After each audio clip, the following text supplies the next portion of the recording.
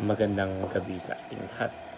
Welcome to our 365 daily devotions. At ngayong gabi ay tatalakayin natin ang talata mula sa aklat ng Exodus chapter 3 verses 8 to 10.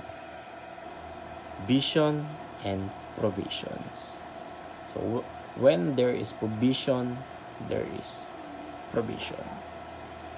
So talata na ating pagbubulayan mula sa Exodus chapter 3 verse 8 to 10. Ang sabi dito, "So I have come down to rescue them from the hand of the Egyptians and to bring them up out of that land into a good and spacious land, a land flowing with milk and honey, the home of the Canaanites, Hittites, Amorites, Perizzites, Hivites, and Jebusites.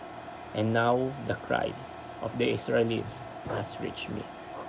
And I have seen the way of Egyptians are oppressing them. So now go I am you to Pharaoh to bring my people, the Israelites of Egypt."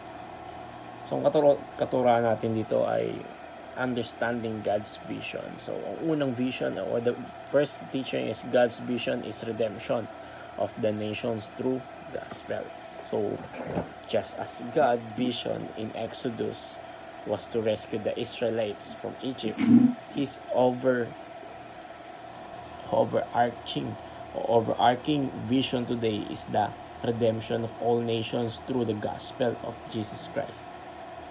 So these redemptions involves freeing people from the bondage of sin and bringing them into the abundant life that He offers. Second is God's vision determines our purpose. So Moses' purpose was defined by God's vision for the Israelites. Similarly, our purpose as believers is aligned with God's vision for the world. So we are called to be part of His redemptive work by sharing the gospel and living out its implications. Third is God's visions never lack His provision.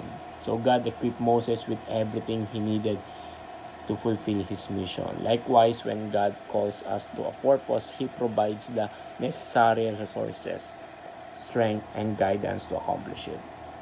So to apply this teaching, so how can we practically apply these principles? So first is know God's vision and purpose for us. Spend time in prayer to understand God's vision for your life and how can you participate in His redemptive work. Seek clarity on your unique role in spreading the gospel and serving others. Second is step up and drop all our excuses. So like Moses, we may feel inadequate or fearful, but we must trust God's calling and step out in faith. So let go of excuses and embrace the opportunities God represents or God presents, trusting that He will equip you. Third is trust the sufficiency of God's provision. So rely on God's promises and provision as you pursue His vision. Believe that He will supply all your needs according to His riches in glory.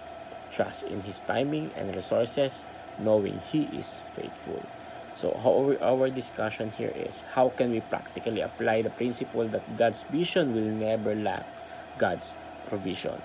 So reflect on and discuss on the following points. So first is identify your calling. So understand the specific ways of God is calling you to participate in His vision.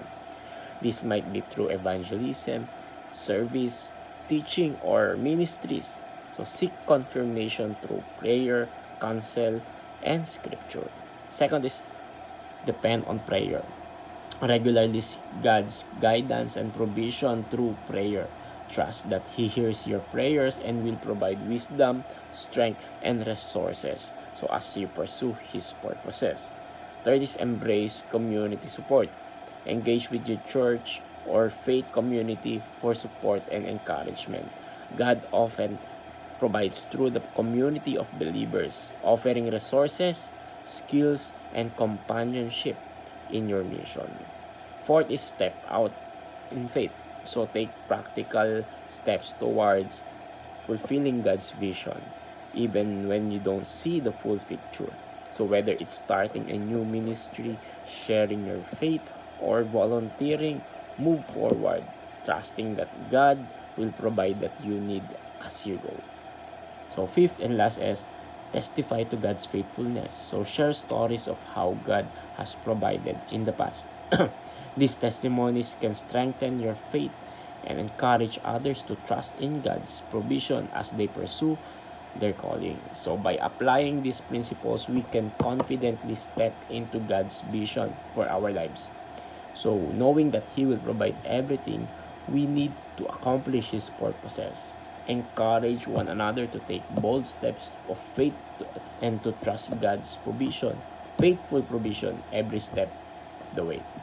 So share personal experience of how God has provided in unexpected ways, reinforcing the truth that His vision will never lack His provision.